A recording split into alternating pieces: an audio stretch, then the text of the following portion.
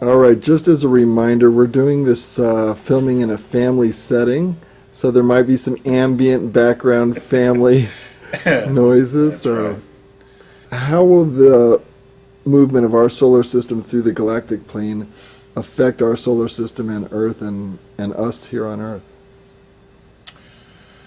Well, I wasn't alive the last time that actually happened, but here's what I've been told. One of the biggest concerns is that it has a very, very strong gravitational field. It also has a magnetic field. It's also an area, because of its magnetic field, where there's a considerable amount of debris. And as our solar system and everything in the galaxy revolves around it, okay, while we're also going around in the circle, it is not an actual complete elliptical circle. We move in a downward and an upward thrust, which takes approximately, from what I understand, 12,600 years, where things go up and then they come back down.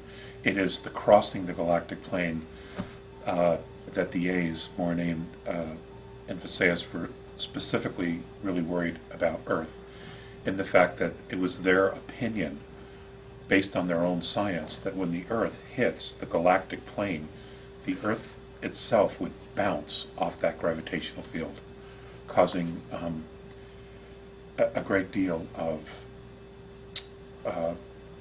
Earth changes, where every coastline on the Earth, on the planet, would be changed from the bouncing before we were able to move through. That's my understanding. I don't know if it's going to cause a physical pole shift or not. That is always a possibility. We do know from the geological record that that's happened. I don't know that that's going to occur this time. However, they were greatly concerned again, and I want to reiterate this, that every coastline on the planet would be changed. So, take that for what it's worth.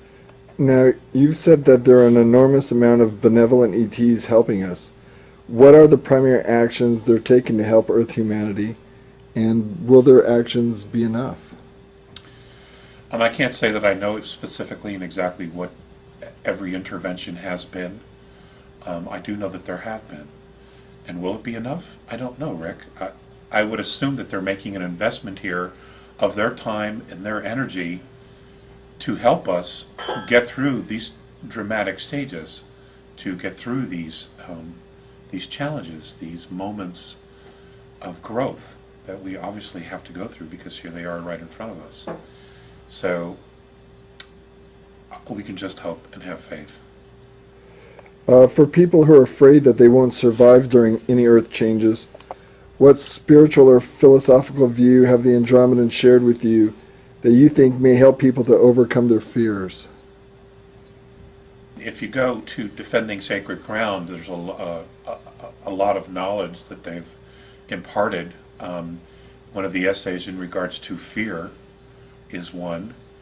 The other essay, the isness, worshiping the isness, a relationship to the isness.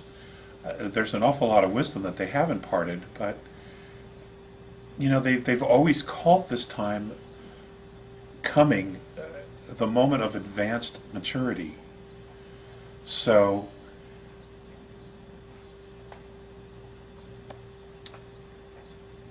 I don't necessarily know how to answer that question. I know that I'm not going to be living on the coastline. You know, I'm going to be moving to the Rocky Mountains, to areas along the Colorado Plateau. That's where I'm going to be, at least here in North America. So everybody, you know, people have to listen to themselves. They have to get their own guidance. You know, this isn't about saviors. This is about everybody becoming their own Christed being and figuring it out and listening and tuning in and figuring out, what they're supposed to do, where they're supposed to be. That's the purpose of maturity, is to get to that place. For example, Rick, we can go back to the question that I asked many, many years ago, what was going to happen to us? And the response was to become totally self-confident and free, to unconditionally be responsible for oneself without being coerced to accept some higher authority. And that's it. That's the essence of advanced maturity, is getting to that place and just knowing. Just knowing. And I'm not here to teach people that. That's I never would have signed up for that.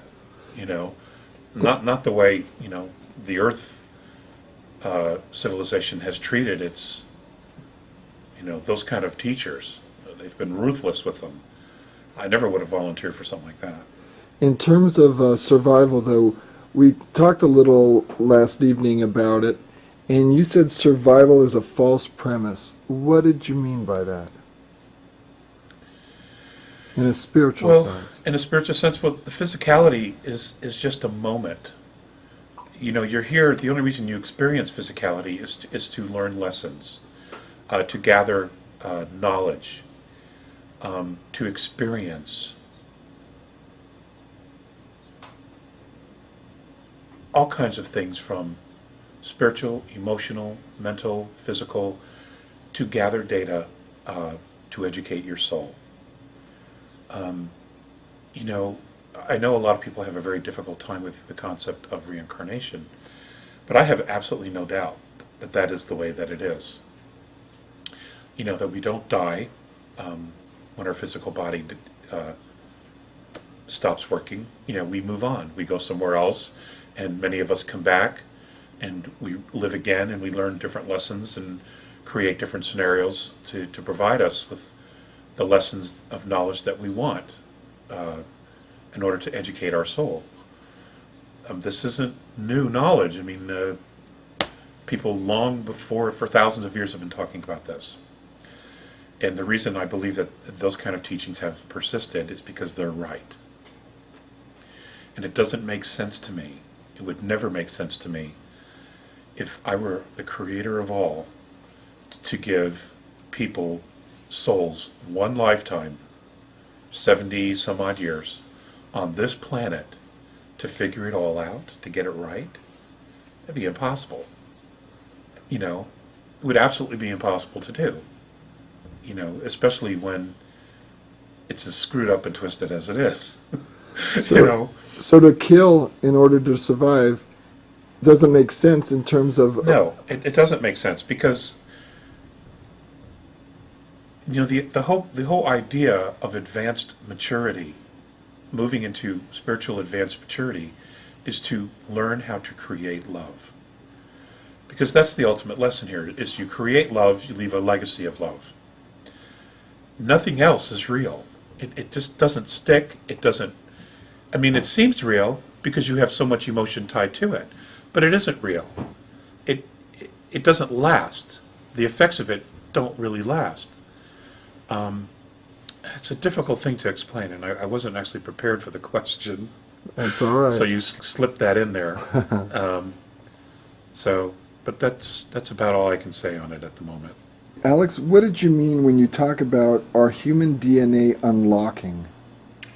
My understanding from the A's is that certain cosmic events were going to occur and or could be manipulated by benevolent extraterrestrials, where they apparently have some technology that would allow cellular memory to release within our body.